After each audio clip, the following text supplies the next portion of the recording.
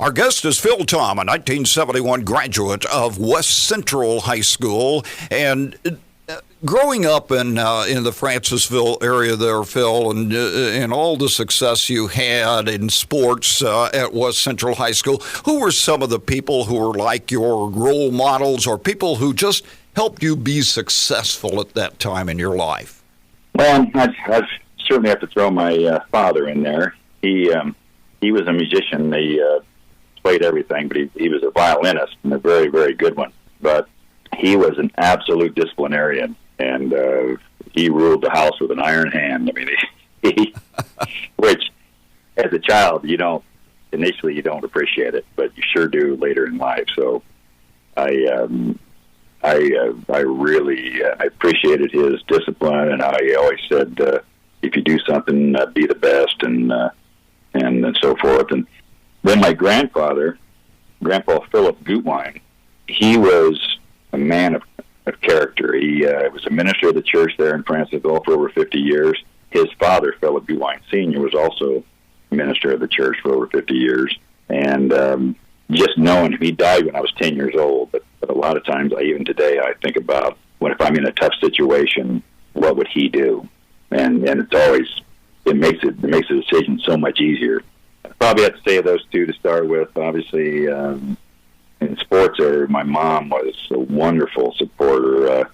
She came to all my games, and I could do no wrong in her eyes. And she was just a wonderful, caring person. But that's the main ones. As far as baseball goes, I always thought I could play professional baseball, and I was a gigantic Cub fan. And one of the things the Cubs got you in the 1960s, they were all like the only team probably in the country that televised almost every home game, Right. So the youngsters down there in Francisville, we would get the Cubs in the afternoon, and so Ernie Banks and Billy Williams and Ron Santo and everybody was really was a big influence. And I told my parents, I will play for the Cubs one day, right? And, of course, my baseball career, I hurt my hand down at Evansville. I broke my hand in 3 places my sophomore year and didn't play either one of the sports. And after having a tremendously successful year in Yavapai College, my freshman year in baseball, Bill Buckner's brother was my roommate. Oh, but well, you played football in high school too in the early days of football at West Central, didn't you? Yes, my freshman year. My freshman year was the year that we consolidated with Madeiraville and a few other small towns. We played on a field there, but we didn't play the varsity football my freshman year. My sophomore year, I was the quarterback, and our first game was at North Newton, and Dave Metzger, who was one incredibly talented running back, we went to, I think it's called the Black Cat or some little restaurant in Madeiraville to spend a couple hours before the bus took off. And he's playing pinball, and I put my hands over the flippers, and he hit my hand, and that glass must have been awful cheap glass, but my hand went right through it, my throwing hand. And there was blood all over the place. We ran back to the high school. Lonnie Steele, the athletic director, took one look at my hand. We got in his LTD, and we went about 100 mile an hour to Winnemac and to see a doc. And I had 3 fingers cut. My ring finger on the right hand, where I put my hand underneath the center to catch the football, the hike. That was the main finger. He put 18 stitches in there. Wow. And then a few stitches on a couple other fingers. And then Lonnie told the doc, he said, "Hey, he's got a football game tonight."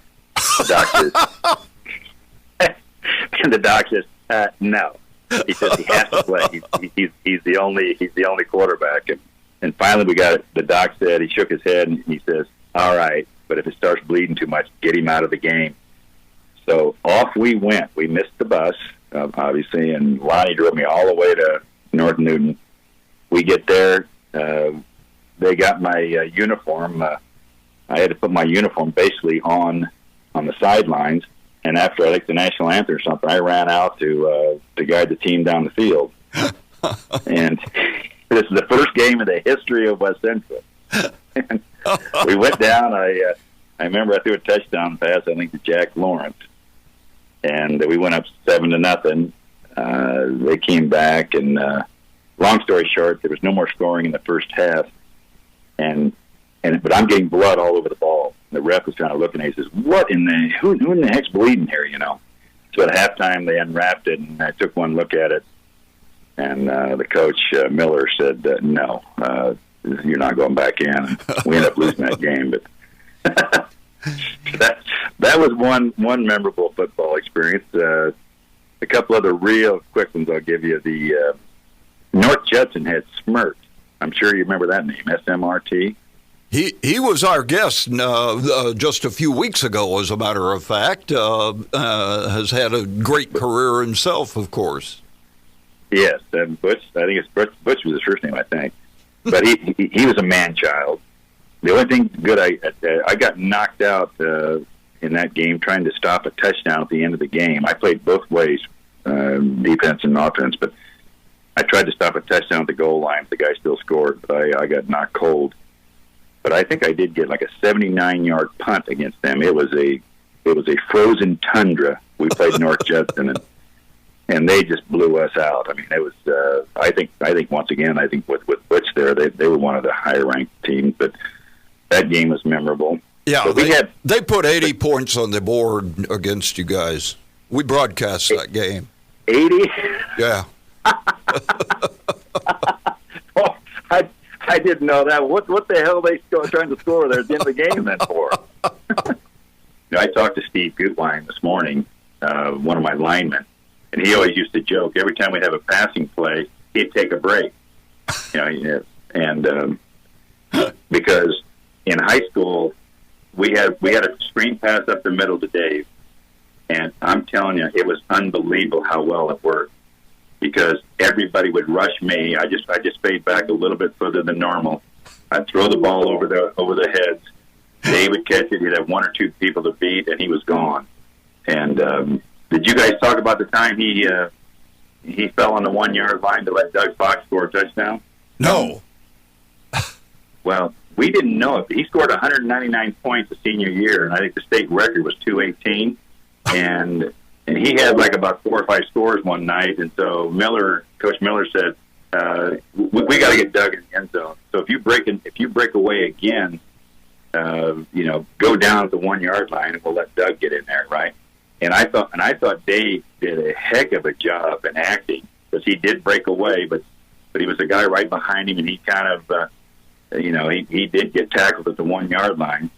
And we let Doug score, but then the next day in the Lafayette paper it says Metzger falls at the 1 to let teammates score.